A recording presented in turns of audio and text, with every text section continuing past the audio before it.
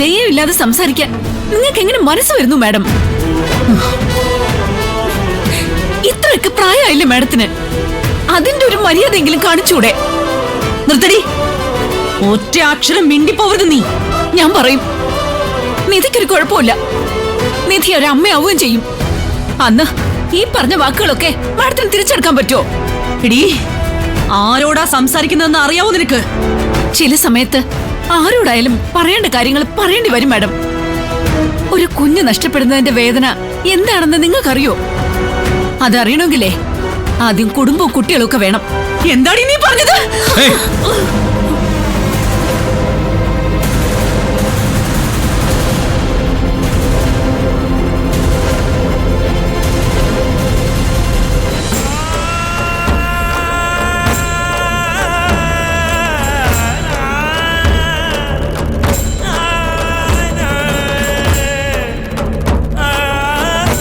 എന്തിനാ നിർമ്മലാമ്മയെ തല്ലാൻ കൈയൊങ്ങിയത്? എടാ, ഇവള് പറഞ്ഞത് നീ കേട്ടില്ലേ? അത് മാത്രമല്ല, നിങ്ങൾ പറഞ്ഞത് ഞാൻ കേട്ടു. നിധിയോട് അങ്ങനെയൊക്കെ പറഞ്ഞ് ശരിയാണെന്ന് തോന്നുന്നുണ്ടോ നിങ്ങൾക്ക്? നിധിക്ക് കുഞ്ഞുണ്ടാവില്ല എന്ന് പറഞ്ഞ് അവളെ ആക്ഷേപിച്ചു. ഒരിക്കലും കുഞ്ഞുണ്ടാവില്ല എന്ന് പറഞ്ഞ് ശപിച്ചു. അപ്പോ അതൊക്കെ എന്നെയും കൂടി ബാധിക്കുന്ന കാര്യമല്ലേ? ഇത്തരം വർത്തമാനം കേട്ട നിർമ്മലാമ്മയല്ല ആരായാലും ഇടപെട്ടെന്നിരിക്കും. അപ്പോ ഇവള് പറഞ്ഞത് ശരിയാണെന്നാണോ നീ പറഞ്ഞു വരുന്നേ? എന്നെ അധിക്ഷേപിച്ചതില് നിനക്ക് ഒരു ലജ്ജയും തോന്നുന്നില്ലേ ഗൗതം? പോരാത്തതിന് അവളെ സപ്പോർട്ട് കൂടി ചെയ്യുന്നു. ഞാൻ സപ്പോർട്ട് ചെയ്തതല്ല, ന്യായം എന്താണെന്ന് പറഞ്ഞതാ. കൊടുത്തതിന് തിരിച്ചും കിട്ടി, അങ്ങനെ കരുതിയാ മതി. ആന്റിക്കപ്പോ ഈ വീട്ടില് നിർമ്മലയുടെ വില പോലും ഇല്ലേ? ഗൗതം, നീ ഈ കാണിക്കുന്നത് തെറ്റാണ്. നിന്നെ വളർത്തി വലുതാക്കിയ എന്നെ വിട്ടിട്ട് നീ ഈ വേലക്കാരിക്ക് വേണ്ടി സംസാരിക്കുന്നോ? ഏതോ ഒരുത്തിക്ക് വേണ്ടി സംസാരിക്കുന്നു? ഈ നിൽക്കുന്ന ഏതോ ഒരുത്തിക്കുള്ള സ്നേഹം പോലും നിങ്ങൾക്ക് നിധിയോടില്ലല്ലോ, എന്നോടില്ലല്ലോ. ഉണ്ടായിരുന്നെങ്കില് നിങ്ങൾ എങ്ങനെ ശവിക്കുമായിരുന്നോ? ഇപ്പോ ഈ വേലക്കാരി പറഞ്ഞതിനേക്കാൾ എന്നെ വേദനിപ്പിച്ചത് നിന്റെ ഈ വാക്കുകളാണ് ഗൗതം. ഒന്ന് ഞാൻ തീരുമാനിച്ചു കഴിഞ്ഞു, എല്ലാം സഹിക്കും ഞാൻ. പരസ്യമായി എന്നെ അപമാനിച്ച ഇവളെ ഒരു നിമിഷം ഇനി ഈ വീട്ടിൽ നിൽക്കാൻ ഞാൻ അനുവദിക്കില്ല.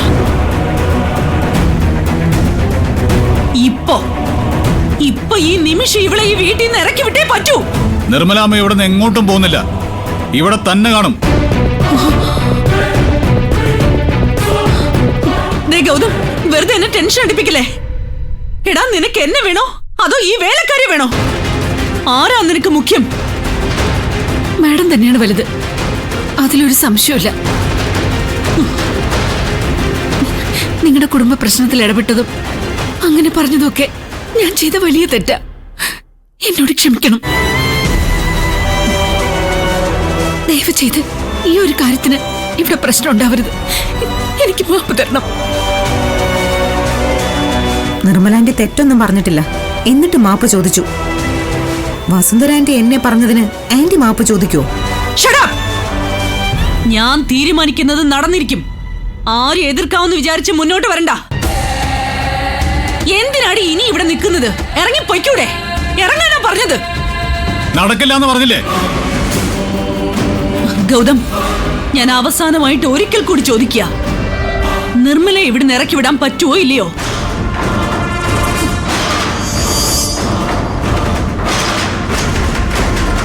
എടാ, നിന്നോടാ ചോദിച്ചത്, പറ്റുമോന്ന്? നിങ്ങളോട് നിർമ്മലാമ്മ പറഞ്ഞത് തെറ്റാണെങ്കിൽ നിർമ്മലാമ്മ ഞാൻ ഇറക്കി വിടാം. പക്ഷേ നിങ്ങൾ പറഞ്ഞ തെറ്റിന് നിങ്ങളോട് ഇവിടുന്ന് ഇറങ്ങി പോവാൻ നിധി പറഞ്ഞാലോ ഞാൻ എന്ത് ചെയ്യണം? നിർമ്മലാമ്മേ, അകത്തേറി പോവാനല്ലേ പറഞ്ഞത്?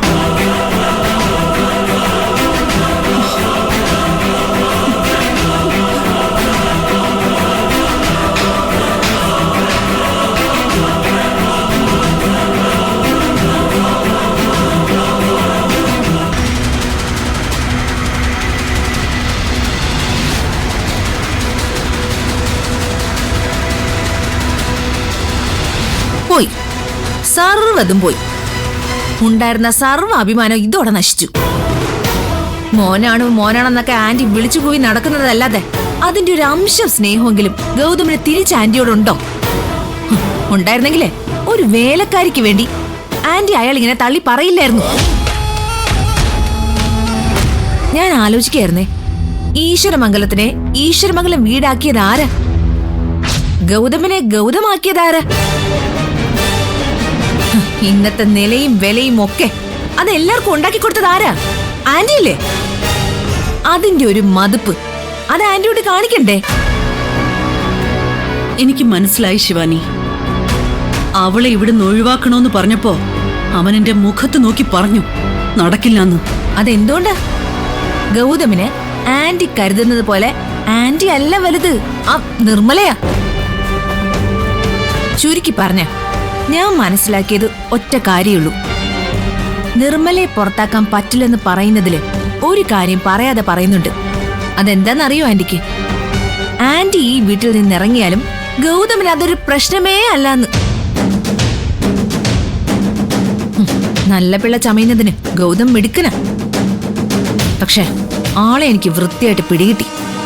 സ്വാർത്ഥന, നല്ല ഒന്നാം തരം വില്ലത്തര ഉള്ളിൽ കൊണ്ട് നടക്കുന്ന.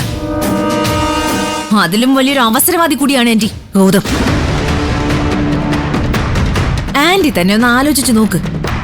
പ്രയോജനമുണ്ടായിരുന്ന അത്രയും കാലം അമ്മ അമ്മ എന്നും വിളിച്ച് പുറകെ നടന്നു. കാര്യങ്ങളെല്ലാം നേടിയെടുത്ത് വലിയ ആളായി.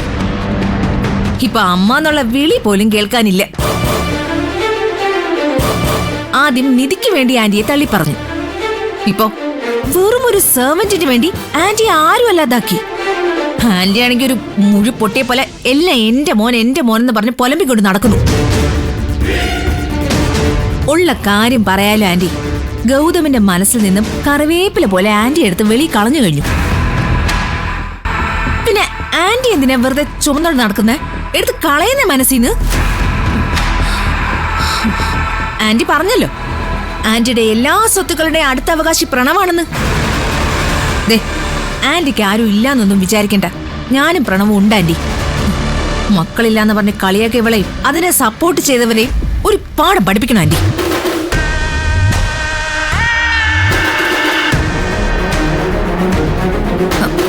ആന്റിയെ നാണം കെടുത്തിയതിന് ചുട്ട മറുപടി കൊടുക്കണം. അതിന് ഒറ്റ വഴിയുള്ള ആന്റി. ആന്റിയുടെ എല്ലാ സ്വത്തുക്കളും പ്രണവിന്റെ പേരിലങ്ങ് എഴുതി വെക്കണം. ആന്റിയെ തള്ളിപ്പറഞ്ഞ അതിന്റെ ശിക്ഷ എന്താണെന്ന് ഗൗതം അറിയണം. നിധിയെ വീട്ടിൽ നിന്ന് പുറത്താക്കാൻ നമ്മൾ ശ്രമിക്കുന്നുണ്ടല്ലോ, അതുപോലെ ഗൗതമിനെ നമ്മൾ പുറത്താക്കണം. ഗൗതം തെരുവിൽ നിന്ന് ഭിക്ഷ എടുക്കുന്നത് കാണണം നമുക്ക്.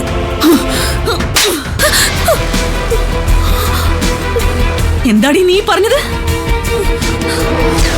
ആര് ഭിക്ഷ എടുക്കുന്നത് കാണണമെന്നാ നീ പറഞ്ഞത്? ഗൗതമിനെയോ? എന്റെ ഗൗതമിനെയോ? കൊന്നുകളയും നിന്നെ ഞാൻ. മനസ്സിലായോ നിനക്ക്? ഗൗതം ആരാണെന്ന് അറിയോ നിനക്ക്? എന്റെ പിറക്കാതെ പോയ മകനാണവൻ. എന്റെ അവകാശിയാണവൻ. അവന് വേണ്ടിയാ ഞാൻ ജീവിച്ചത്. ജീവിക്കുന്നതും അവന് വേണ്ടിയാണ്. നിധിയെ ഒഴിവാക്കണമെന്ന് ആഗ്രഹിക്കുന്നതും അവന് വേണ്ടിയാ. ഞാൻ അവനോട് ദേഷ്യം കാണിക്കുന്നു എന്ന് കരുതി വെറുക്കുന്നു എന്നാണോ നീ വിചാരിച്ചത്? പറ്റില്ല ശിവാനി, എനിക്കതിന് പറ്റില്ല. ഈ ജന്മം എനിക്കതിന് ആവില്ല. കാരണം ഞാൻ അങ്ങനെ ചെയ്താൽ അത് ഞാൻ എന്നെ തന്നെ വെറുക്കുന്നതിന് തുല്യമായി പോകും. മേലിൽ ഗൗതമിനെ കുറിച്ച് അനാവശ്യമായിട്ട് നിന്റെ നാവിന്നൊരു വാക്ക് വീണാൽ ഈ കഴുത്ത് ഞാൻ ഞെരിച്ചു കളയും. ഓർത്തോ നീ?